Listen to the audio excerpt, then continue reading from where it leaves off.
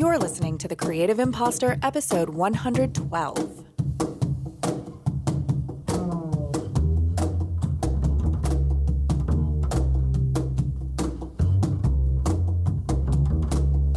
Welcome to The Creative Imposter. I'm Andrea Klunder, and today kicks off a new series on the show all about travel. And if you're thinking, travel, no can do, sister, think again, because though I have come down with a severe case of unrequited wanderlust as of late, we are using travel as a lens to explore self-identity, creative business pivots, and how to cultivate adventure even when you feel stuck. Today, you're going to hear from Lisa James, whose newish brand is Adventurous Midlifer. And when I found Lisa on Instagram, thanks to Wanderful, which is an organization created by Beth Santos, who was featured here on the show way back in our first year of ever existing, I knew I had to reach out because Lisa's Instagram is not the stuff of the typical travel influencer on the gram. And as someone who has traveled from my teens to my 20s to my 30s, and now hopefully at some point in my 40s, there are things that are decidedly different about my needs and desires now than they were then. Oh, hey, all you fellow Gen Xers out there, we give special love and attention to you in this conversation. Also, if you think adventure travel is just for those of us untethered by small children, think again. Lisa's got a story for you about traveling with 5-year-old twins that will blow you away.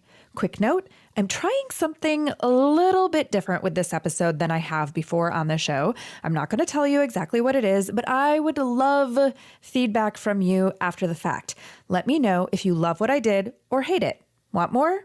Or meh, not necessary.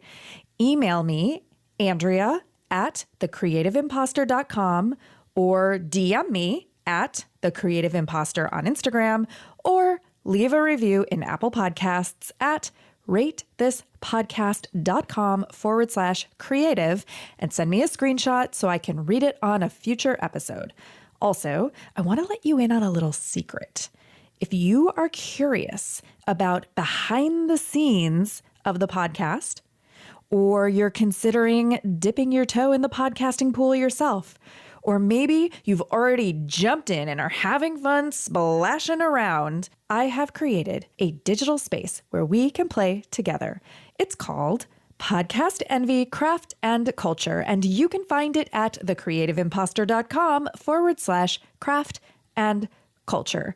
For just $5 per month, you can get access to a secret podcast feed where I'm sharing behind the scenes of my process, tips for creating and growing your own show, and outtakes from both The Creative Imposter and my other show, Podcast Envy.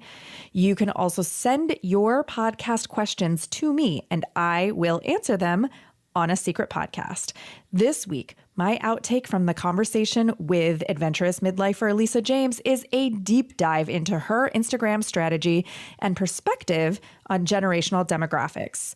It's excellent food for thought.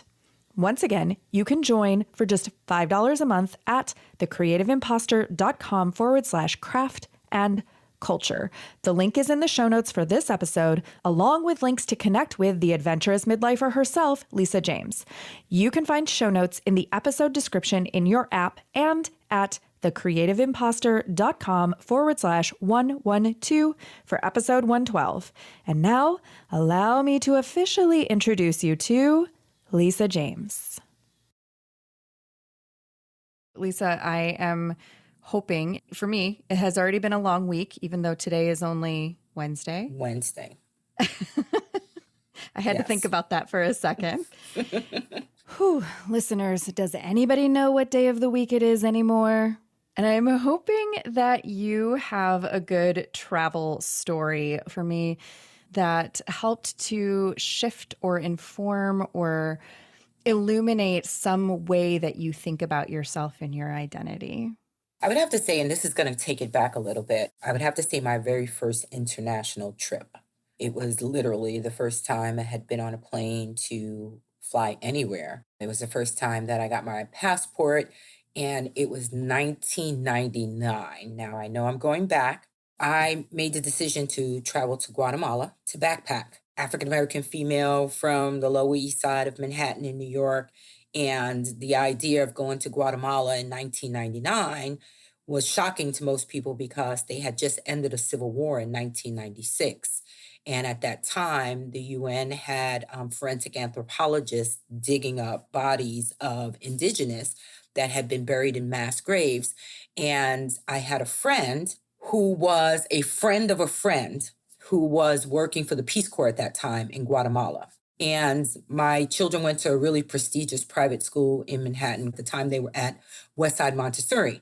And all the kids, I didn't come from a wealthy background. I was a single parent and, making $40,000 a year and raising two children. They were twins.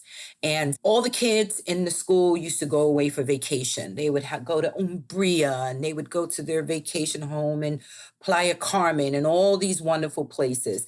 And so instead of trying to keep up with the Joneses, I was trying to keep up with the Leibowitz, right? And so I was determined for spring break that I was going to take my children somewhere because the previous year they came back with no stories because we didn't go anywhere. And so I was determined. And so we were invited to stay in a hostel with this young lady. And I went with my best friend, her 7-year-old daughter, and my 5-year-old twins. Wow. And we decided in 1999, everyone thought we had lost our damn mind. We decided to just get on a plane and go for spring break and take the children to Guatemala. And we went to Guatemala and the experience was enlightening. This is pre-cell phones. This is pre-internet. This is pre-GPS. This is roughing it. This is, you have a copy of Let's Go, A Lonely Planet. That's your Bible. You had no way of calling ahead for accommodations in, like the hostels and things like that. You had very few big name hotels, maybe in Guatemala City. But at the time, Guatemala City was very dangerous. So it wasn't a place that you would stay. So we headed to Xela, which is north of Guatemala City. And it's a more rural area. It was underdeveloped, primarily indigenous Quechua Indians, Mayan Indians that lived there. So we decided to go stay there because that's where the young lady was staying. And just the logistics of traveling with 3 small children, 2 African-American females in 1999 with backpacks on our backs. The kids had backpacks on their backs and we're heading up into the mountains of Guatemala. The whole trip, it was an adventure. I don't know how much you want me to get into all that happened because it definitely involved us being stranded at the border to cross Honduras, being escorted across the border to the capital of Honduras by armed policemen during a monsoon in the back of a van with no windows. Oh my gosh. So it is a story. Well, of course I want to hear that story. Okay, so that's a lot for anyone to handle, and I'm trying to imagine your 5-year-olds. You initially asked me for a story that taught you something about you and Yeah. kind of reflected on my identity and just, my role and just period. At that moment, while we were traveling, that was really the first time that I realized that I'm a great parent. My children adapted to every single thing that we went through with a smile on their face and a sense of adventure. I didn't get tantrums. Wow. I didn't get anything. And that was one of my concerns going in because, 5-year-old twins, Do you know 5-year-old twins? it's a little unpredictable. And then we had the 7-year-old, and this is the first time that we are all traveling as friends. We only met during the school year, so we didn't have years of friendship, years Right. of knowing each other. And we set out on this adventure. And that was really the first moment because as a new parent, you question whether you're doing things right? You question whether you are being effective. You're questioning whether or not you have well-behaved children. You're questioning, how resilient are your children? Are you teaching them resiliency? And that trip made me realize that I have the most well-behaved, resilient, adaptable children on the planet. I'm just going to say it, on the planet. Absolutely. We went from staying in a hostel where my son was covered in bed bug bites No. on day 2. My daughter horseback riding for the first time and being thrown from the horse. So even with all of that, it was a sense of adventure. We ended up staying in Lake Atilan and we stayed on San Pedro. And at the time, there was nothing there but where the launches, which are the boats that goes across the lake and drops you at the particular towns. There was only the lancha and there was this cafe called Big Nick's. And we stayed with a Mayan family that we met the second day we were there. And they were just so enamored with the fact that here's my little daughter with her Afro puffs. Here I am, this Black woman with these braids in my hair. I've had braids forever. My son, they were enamored by the fact that they were twins. They were enamored by the fact that the gentleman, Nick, said we were the first Black backpackers that he's ever seen in Shayla. In addition to that, we're the first backpackers that he had seen with children. This makes me think of the time I was traveling to El Salvador to visit my friend in the Peace Corps, and it was absolutely required that I bring photos of my family from home along to share with the community. There was an embrace. One thing that I've learned about Central America is they revere children. And everywhere we went, we had women lining up in the streets, old women going by, rubbing my skin. Can't figure out, you have to remember, this is 1999, so travel wasn't as prevalent as it is now. These Mayan women, they had been in a civil war for, I want to say it was almost 15, 20 years. They were in a civil war, so nobody was really visiting other than missionaries, Peace Corps, UN, people like that. But as far as just regular tourists, they weren't getting tourists in Guatemala during that time because the Civil War had literally ended in 96. So these women in these remote areas had never seen a Black person and the texture of my daughter's hair. So everywhere we went, they wanted to feed us. They wanted to take us in. My kids were like celebrities. This is when I realized that they were adaptable. This is when I realized that they were resilient because everything that occurred, they took that trip. And they did not give me one problem. They were just the best. And it just taught me in that moment that I must be doing something right, But it couldn't have all been that easy. Have you ever been on the road somewhere or in a new place and had that feeling of intuition that, this isn't where I should be. Let me get the hell out. So we got the harebrained idea that we were going to cross the border into Honduras. Now, mind you, this was our first international trip, but we were so emboldened by the embrace that we received from everybody that we met. But these two young Caucasian girls, they were out from the Midwest and they were there volunteering at an orphanage and doing some work. And they were telling us, you should go check out this orphanage in Honduras, and you should go to this hostel. And they were just telling us all these things about Honduras. And so we took a pickup truck. We hitchhiked, in a sense, in the back of a pickup truck because that's the way they kind of did transportation in that rural area. Yeah, totally not shady. And we're in the back of the pickup truck going up these mountains and these, narrow curves.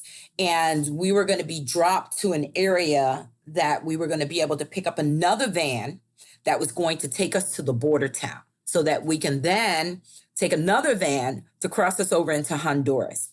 So we got dropped and we're on the side of some rural road. There was nothing but banana plantations. That was the first time I had ever seen banana plantations. We were dropped on the side of the road. The guy said, just wait here, just wait here.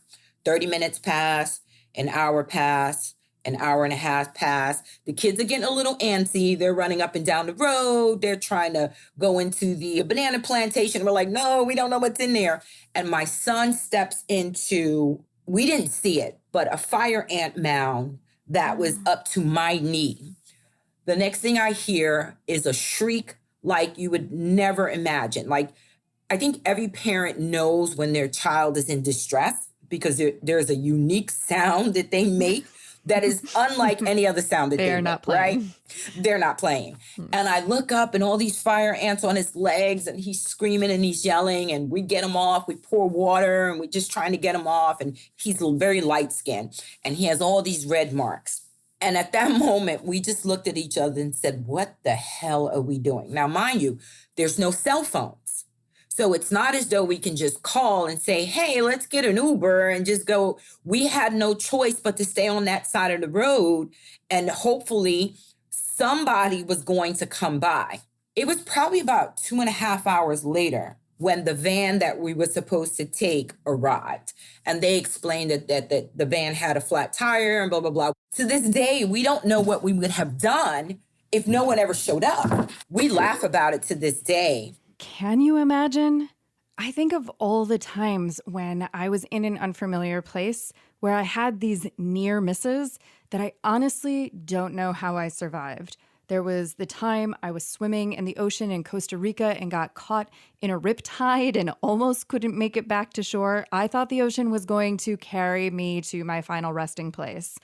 Or the time that I was riding back to my Airbnb in a tuk-tuk in New Delhi, only to discover that the driver had no idea how to get me back to my house, nor did I know how to get back to my house, and I was pretty sure he was just going to drop me off on the side of the road in the dark somewhere without any GPS. Or there was the time in my 20s when my friend and I found ourselves without a place to stay overnight in Paris, the city of lights, because our hotel room that we had conscientiously booked ahead of time had been totally given away to somebody else. What would have happened if? And so the van came and they took us to the border town. So we get to the border town and it's, myself, Monica, and the kids. And if anybody knows anything about traveling and border towns are the one place that you never want to be at night, because most border towns are sleazy, they're grimy, a lot of illegal activity is going on. Border towns are the worst. No matter what country you go to, border towns are horrible. I've been to over 35 countries, and every single border crossing I've done, the border town is horrendous. So we get to this border town. By now, it's getting dark. And we're like, okay, they tell us that there's no more buses going across the border. And so we're stuck in this border town. And we have no idea what we're going to do. We go and we try and see if we can find some place to stay. We get to this place. From the inside, all the windows are boarded up. And so we go and we walk inside and we start inquiring about how much it's going to cost. And it really creeped us out because all the windows were boarded up. And so it made you wonder, what happens once the door closes, right? So we're looking at each other and we're terrified. So, of course, we're in the border town. They hear us talking. We're Americans. And you have all these men clamoring to help us because border towns are usually men. They're hustling, criminal activity. It's just very grimy. And we get all these men. And so we see this older man. He had to be about maybe 70. And he's talking to her. My girlfriend can speak Spanish. He's talking to us. And he says, for a certain amount of money, quetzals, that's the money, right? For a certain amount of quetzals, he'll take us across into Honduras. So we're like, okay, we got to get the hell out of this town. It's getting dark. We got to get the hell out. So he leaves and he comes back with a pickup truck. And in the pickup truck, it's him and 2 other men in the front seat. And he's telling us to get in the back. And in that moment, there was no way that we can do that. There was no way, because they could have drove us anywhere and did anything. So the instincts in us said no way. Maybe you're just being paranoid, or maybe your gut is telling you something that you absolutely need to pay attention to. There is nothing like being in a foreign country to learn how to trust that voice that tells you it's time to go. We tell the guy, no, that's okay. We're not going to do it. We look over. This might sound as cliche as it possibly can sound. We look over and we see this tall white man with long blonde and gray hair in a long ponytail. And he is in a older Jeep with a white woman with bleached blonde hair. They were an older couple. He had to have been in his 70s. Okay. And we see them. And I'm pointing and I'm saying to her, look at the guy there. He's talking in English. You clearly know that he's an American. We run over, we got the kids with us, and we're like, we're stuck. We don't know what to do. We're crying. We're trying to keep the kids calm because they see us crying because we were really panicking. And we're explaining the story to him, and he's like, we'll take you over the border. We were just blown away, right? So we think we're safe. We think that we are ready to go across the border and everything is going to be lovely. He's talking to these police officers with these big shotguns because in a lot of developing nations, the police look like military. They carry these big military looking guns. And so it's all these men standing there talking to him. He's talking in Spanish. And to this day, I don't know what exactly was the issue.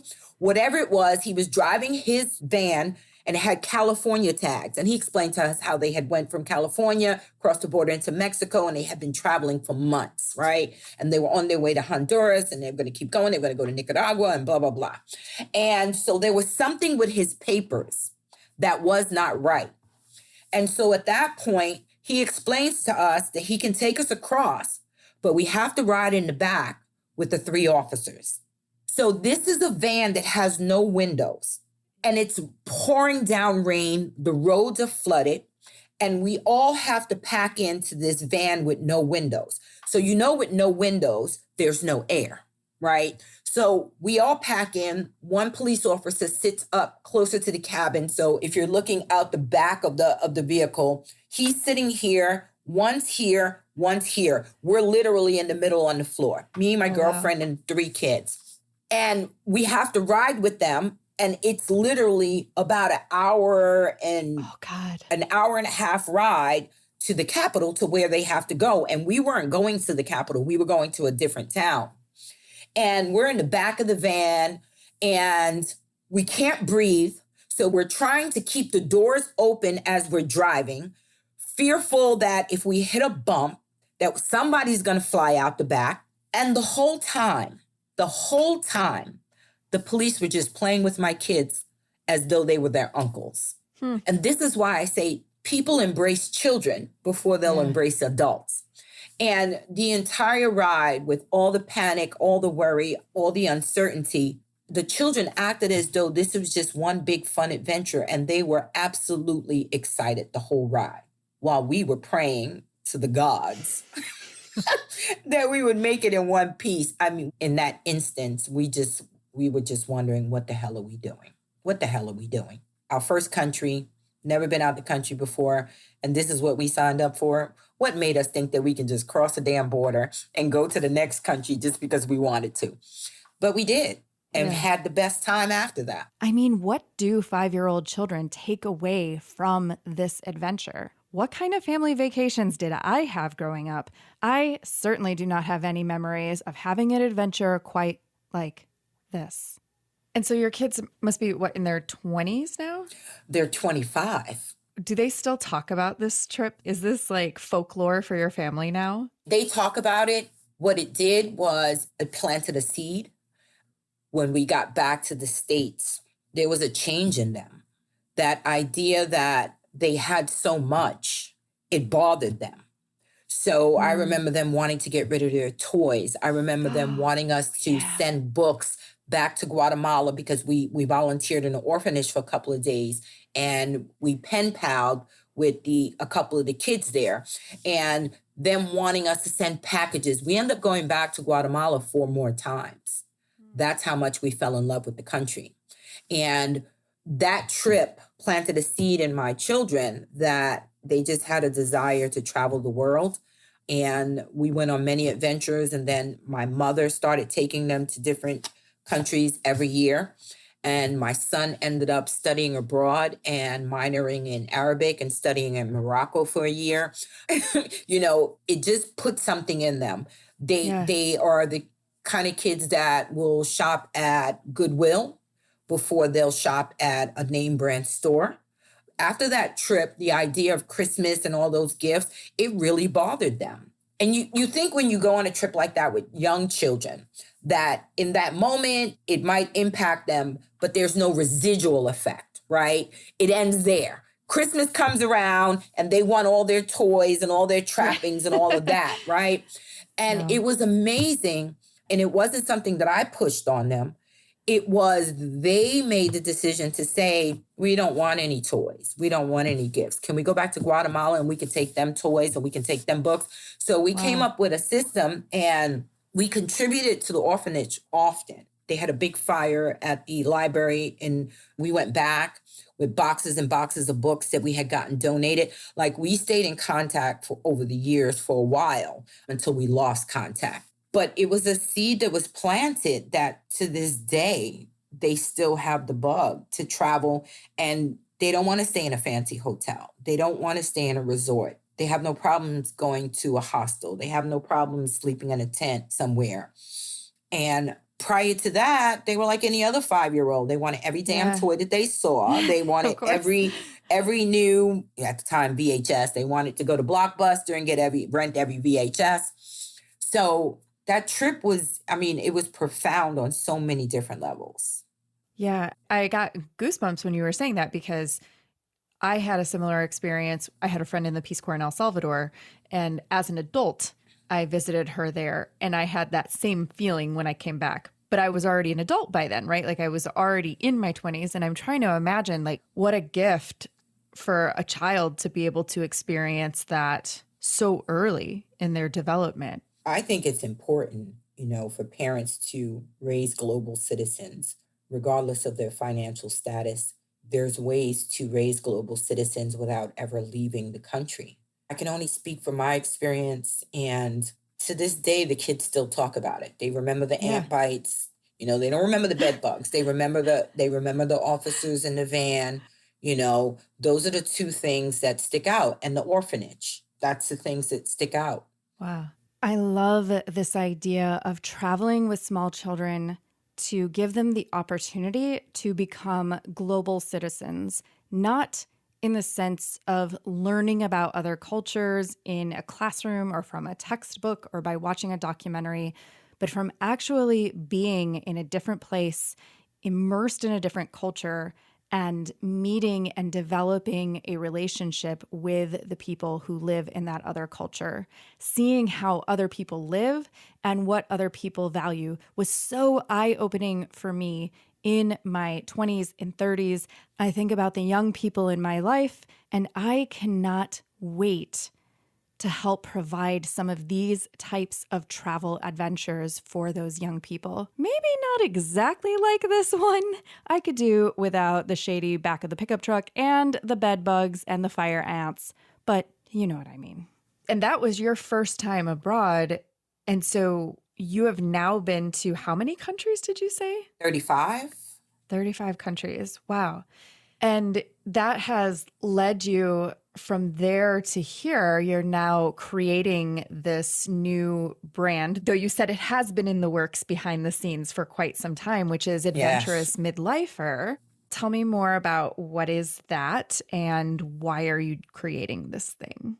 Ever since the Guatemala trip, I just had this affinity for visiting countries that were not as tourist saturated as other countries. I didn't have an affinity for visiting Europe, although I've been to a few places in Europe. I didn't have an affinity. I had an affinity for places like Honduras and Guatemala and Belize and Nicaragua and, Tanzania and, just places that there's a connection to the people. You're not being coddled and entertained as an American citizen, transplanting yourself to another country, but then just kind of being stuck in the same trappings of America. Places like Costa Rica, where so many American expats own restaurants and stores, and you go to areas in Costa Rica and you feel like you're in Florida. So Right. I just had an affinity for visiting countries that were different. Okay, but I do love Costa Rica.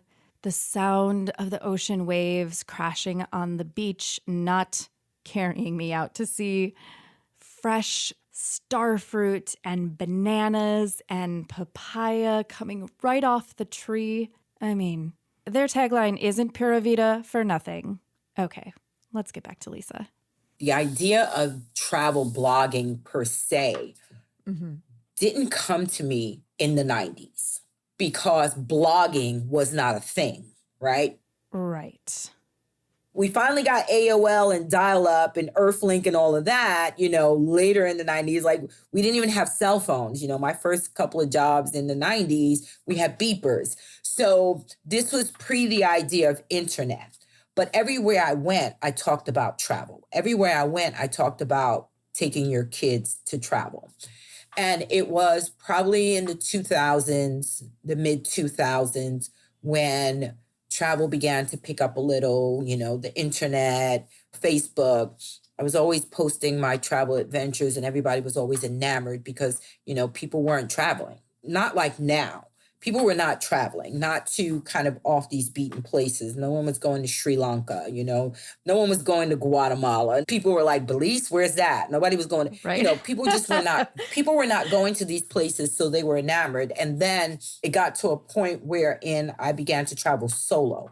As my kids got older, I had an arrangement with their father where he got them every Christmas, which was nice because that meant I didn't have to spend any money. So he got them for the whole Christmas break. So every Christmas break, I left the country on my own. And I just picked where I wanted to go. And as long as it fit in my little budget, and it was always a very little budget, I just left the country and I went. So that started when the kids were in middle school. And so in the mid 2000s, everyone kept on telling me, oh, you should do something. When YouTube came out, when MySpace came out, everybody's like, you should get on MySpace. I just could never get into MySpace. Yeah. So my kids had MySpaces, but I couldn't get into it. And they're like, oh, you should go on MySpace and put all your pictures of, when you were in Egypt and when you were in Africa, when you were all these places. And I'm like, yeah, no, I don't think so. I'm trying to raise these kids. I ain't got time for that. And then Facebook came about. And when Facebook came about, every time I posted when I went on a trip, they called me Dora the Explorer. And then, I got all the nicknames, right? Carmen San Diego, it was always a joke on Facebook, all my friends. They're like, where the hell are you going now? What jungle are you going to sleep in, right? Because that was the kind of travel I did. I didn't do resorts. I didn't do all the fancy schmancy hotels. I was a straight backpacker, straight up. Quick quiz. When you hear the word backpacker, who do you think of? Not sure? Go ahead. Google it. Pause the episode, do a quick Google image search, and meet me right back over here. I'll wait. As African Americans, we weren't backpackers. That's a European white male kind of ideology that's been around since the 50s, 60s, 70s. It's been around, but Black women backpacking, yeah. All my friends thought I was absolutely nuts. They're like, oh, she's weird. I'm not going anywhere with her. They just thought it was odd because I would put my pictures up and I'd have my big old backpack and I have my hiking boots on and my REI or my Eddie Bauer pants on. And it was nothing fancy. That's just not me. And so mid 2000s, when Facebook came about, people kept on saying to me, you really should do this. You really should do this. You really should do this. And I was like, yeah. And so the plan was when my children left for college in 2013, that after I got them through the first year, I was going to leave in 2014. That was the plan. Like the kids knew, we talked about it. We went over it. You guys are going to be okay. You'll be able to get in touch with me, but I'm packing up and I'm leaving in 2014. And I want to travel full time until you guys graduate from college, right? That was the plan. Uh-oh. You know what happens when you make a plan. But life is such that it never works out like that. My daughter struggled. She went to Wheaton College in Massachusetts, and she struggled freshman year. And so she needed so much support from me that I couldn't fix myself to leave her. I needed to get her settled because, she's only 19 and she wasn't in a position for me to just be like, all right, well, you're on your own. Yeah. I'm over here in Sri Lanka. Call me when you're, Right. Not the right time. Right. And 2014 came around. 2015 came around. 2016 came around. 2017, my son graduated and my daughter had to go to a community college because she didn't do well. So I had to put everything on the back burner. And I'm like, you don't graduate in 2020. You're on your own. I'm done. That's it. Right? Like, I'm done. I'm over it. I'm done. And so she is in her last semester. She Okay. is doing wonderful. So here we are. You know, 2020. yeah, here we are in 2020. And the plan was to leave in April Well, here's that plan again. to travel for 3 to 6 months full time, gather up as much content as I can. And then if I was able to get some traction with the blog and, with my launching and make an income from it, or, get a remote job for part of the income and make some money from the blog, I was gone. That was it. I wanted to be on the road for 5 years, like do this now before that next phase, that next transition in my life, wherein now I'm grandma. So COVID hit and disrupted all plans. And I was determined to do this because I've been saying I wanted to do it for so long. And I just said, COVID be damned. I'm going to go ahead and launch it. Launching a new travel brand during a global pandemic.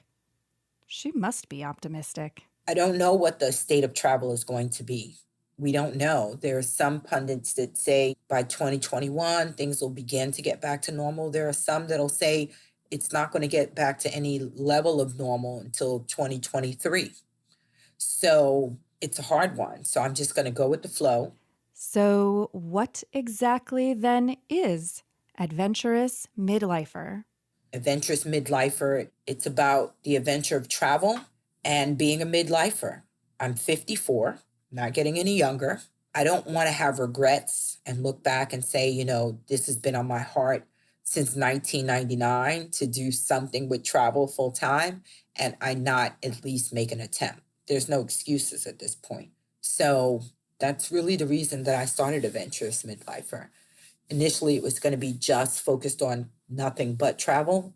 But as I looked around on social media, I didn't see a community of African American midlifers kind of coming together, talking about subjects related to midlife, what that looks like, transitioning from working full time to being in retirement, transitioning from being a full time parent to being an empty nester, transitioning from raising your kids to now creating a relationship with your adult children, because it's different. And I found that in conversations with a lot of my friends, they're struggling with that transition.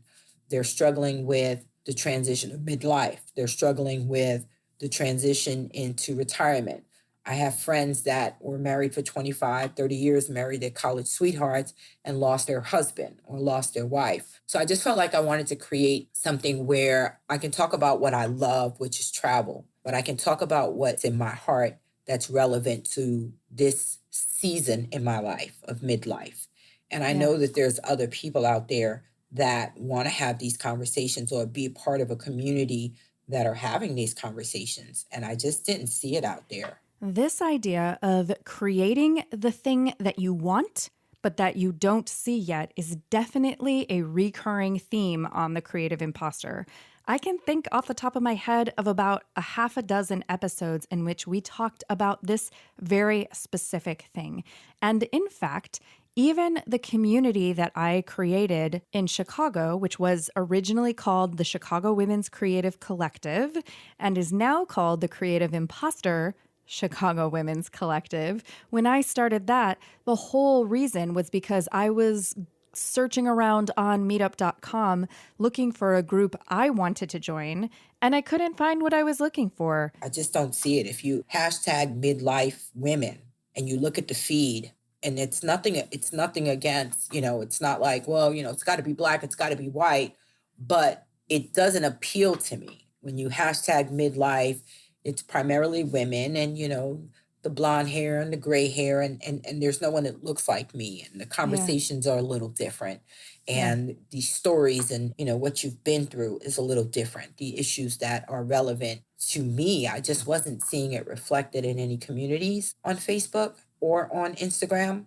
And it is a sort of a missing demographic. And so, like, if you're in that phase of your life, who are those role models? I'm thinking, like, in travel, you think of the young backpacker, right? Correct. The college age, post-college, whatever. Or you think of the resort traveler that are older and they have money to spend and they're doing the package tours on a cruise ship that's like going down the Nile River in Egypt. And I'm just saying that because I went on that tour with my aunt. I went on the tour too, but go ahead. I mean, it's really sad. It's not reflected in advertising.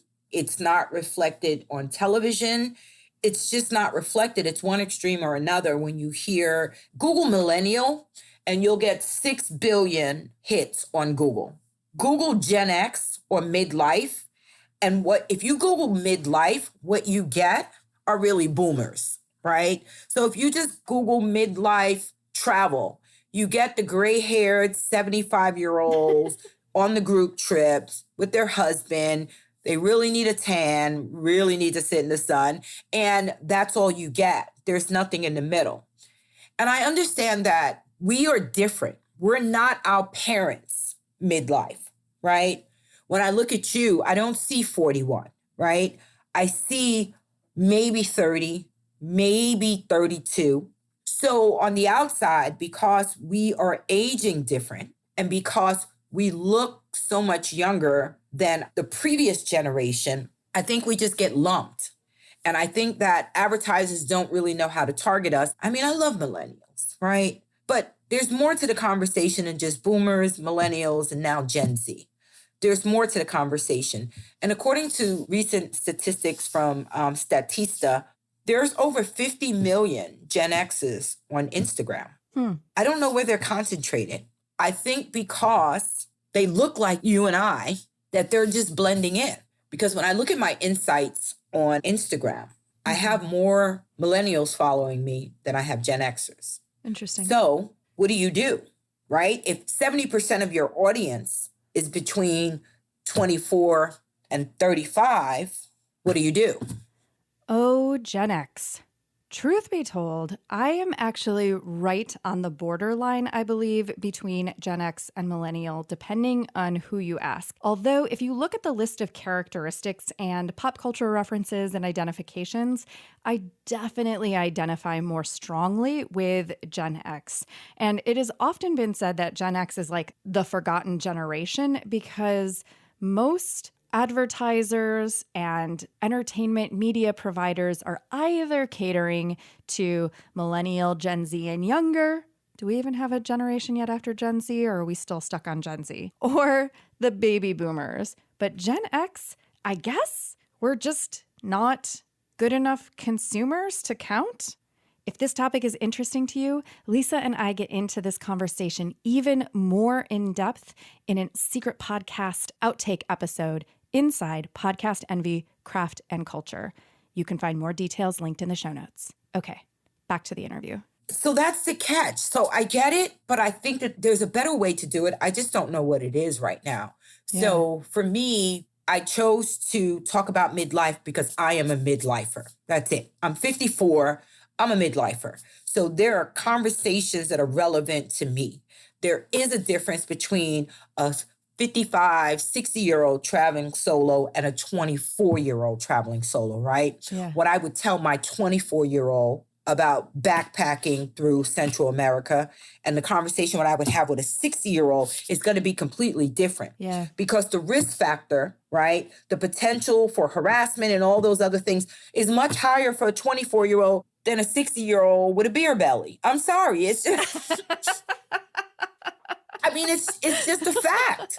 So even within travel, the conversation is a little different. Our disposable income is greater than a 24 or 25-year-old, right? We're looking towards possibly retirement and maybe living abroad. 24-year-old is not necessarily having a conversation about retirement. They're not having a conversation about planning a multi-generational trip. It's usually that parent that's going to be planning that or that grandparent that's going to be planning that. So even around travel, the conversations are slightly different. There's some commonality. Solo travel for females, there's certain commonalities, but the conversations are just different. 24-year-olds aren't talking about perimenopause and menopause.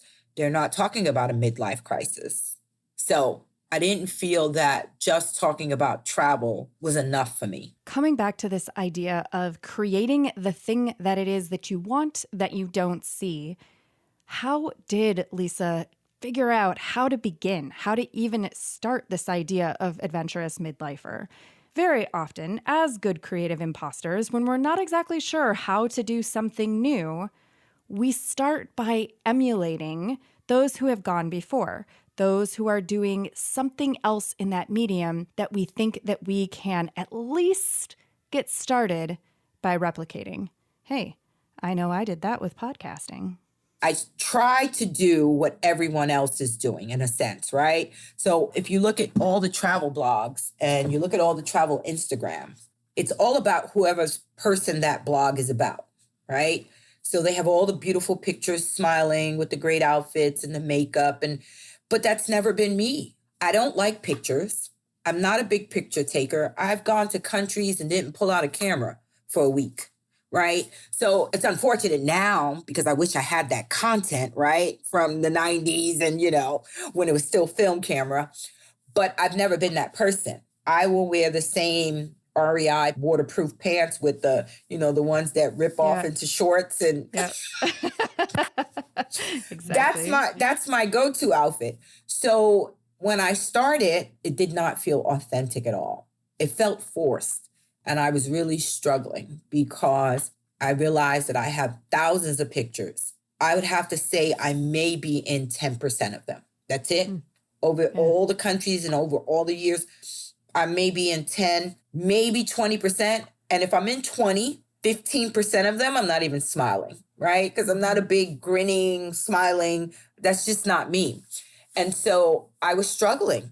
Ah, yes. Herein lies the dilemma for the creative imposter. When you emulate those who have gone before, you may find yourself stuck in a place where you're not really being truly authentic to you.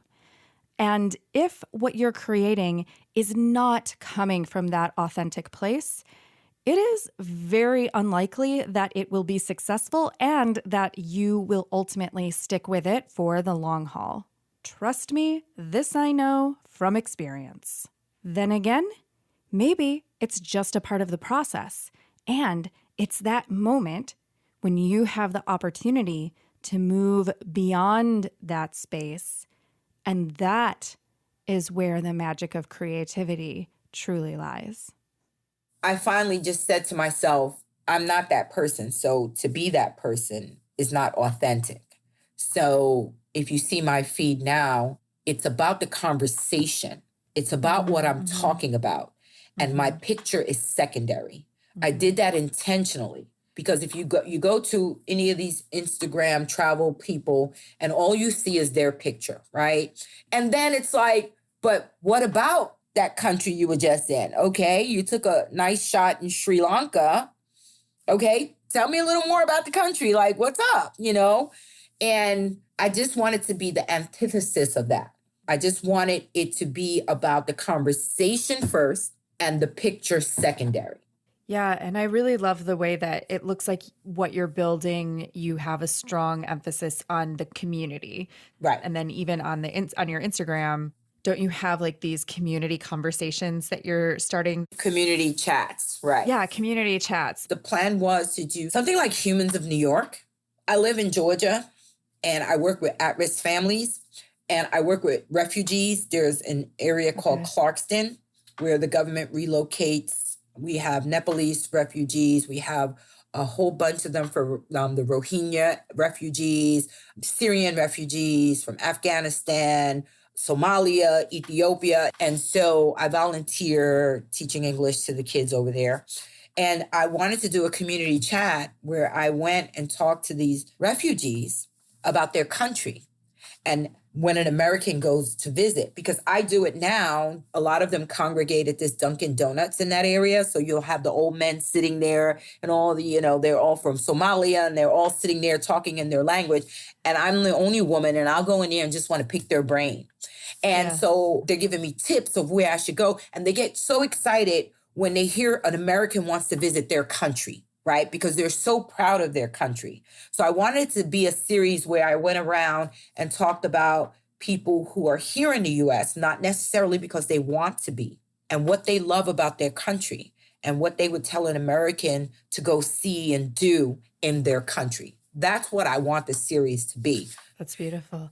So now that you're all dreaming along with Lisa and me about adventures in far away, off the beaten path places, back to reality. Maybe now isn't the right time to hop on a plane and immerse yourself in a new country. Maybe it is. What do I know? But if it's not, is there a way that we can still feel that adventure of being on the road, of discovering something new about ourselves that we never realized before? I imagine Lisa may have a few ideas. I'd say start in your backyard. I think that there's always some place to explore wherever you live. Start with the nearest park. When I say park, every state has either a national park, a state park, or something to that effect. Start there. Get out in the open. It's something about being in the fresh air, taking a stroll. If you're not a hiker, you're not a walker, you don't want to walk 20 miles, take a stroll. Just taking a stroll in the park and just being out in nature. It has been studied and proven that just being out in nature calms your mind. It just brings you to a calm place. The other is there are a lot of virtual opportunities. There are quite a few museums, international museums, as well as local museums that are providing virtual tours. So have a museum night. Have a museum night if you have other people living in your home with the family. Make it a theme. If it's the Egyptian museum that's giving a virtual tour, make it a theme night. Put on some Egyptian music and just immerse yourself in the experience. Make some kind of pita bread with some hummus or something to kind of get you in the mood and create a theme for your family to just kind of take you away for a moment, make you feel as though you're someplace other than where you are. And then some kind of self-care, whether that is a massage, whether that is meditating, whether that is taking a walk, just identifying what brings you to a place of peace and trying to implement that into your week, at least once a week.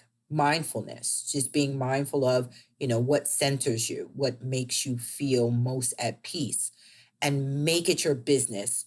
Come hell or high water, no negotiations, make it your business to make it happen once a week. Everybody can fit it in once a week. And is there anything else that you want to share with our Creative Imposter listeners? Anything that's coming to mind that you didn't get a chance to say or that you feel like we need to hear right now? I would just say that if anyone's on the fence about traveling, definitely check out my Instagram for inspiration. But I say take baby steps. I think that once you step outside your comfort zone, there's an intrinsic value in travel. Travel brings about, especially now with everything that's happening with Black Lives Matter and, all the racial division, all the talk around race, travel humbles you. When I look at angry people telling, someone speaking Spanish to go back to their country or, just that intolerance, travel will humble you quickly. I don't care if you're in Mexico and you get lost and you don't speak a lick of Spanish, the compassion that other people who may not speak English will show you and that you will need, if you travel, you'll experience that. And once you experience that, you're going to bring it back to your community. It's impossible not to. If you've done any kind of international travel, you're going into a place that you don't speak the language necessarily. And at some point, you're going to have to rely on someone to assist you. And having that support and assistance will humble you. So I say that I think it's good for everybody to just experience stepping outside of their comfort zone and experiencing a different culture, whether that is a 2-hour flight to Mexico or whether that's a 24-hour flight to Hong Kong. Well, not right now, but I think it's important. And if money is the issue, trust me, there are levels to travel. You can take an international trip for $500 or you can take an international trip for $5,000. That's what I would suggest. Travel will humble you. Maybe that doesn't sound like what you need more of right now in 2020, but as we think about raising, inspiring, and being global citizens, I think it's just as important a message right now as ever. Please check out Lisa's Instagram at Adventurous Midlifer, linked conveniently for you in the show notes for this episode, along with details about how you can get a behind-the-scenes listen to our conversation about Gen Xers on Instagram through Podcast Envy Craft and Culture. Show notes, once again, are located in the episode description in your app and at thecreativeimposter.com/112. And hey, if you liked this new variation on the format for The Creative Imposter, let me know. And if you didn't, let me know that too. Honestly, it's a lot more work to do it this way, so it's totally okay if you didn't love it. Email me, Andrea at thecreativeimposter.com, DM me on Instagram at thecreativeimposter, or best yet, leave a review in Apple Podcasts at ratethispodcast.com/creative and send me a screenshot so I don't miss it. This episode was mixed by Edwin Ruiz. Our theme music is by Jovia Armstrong. I thank you so much for listening. Next week, a couple of nomads try to beat the odds and nurture a long-distance romance between Europe and Central America. Will it last? This week, I'm wishing you the curiosity to find your own adventure, starting right in your very own backyard.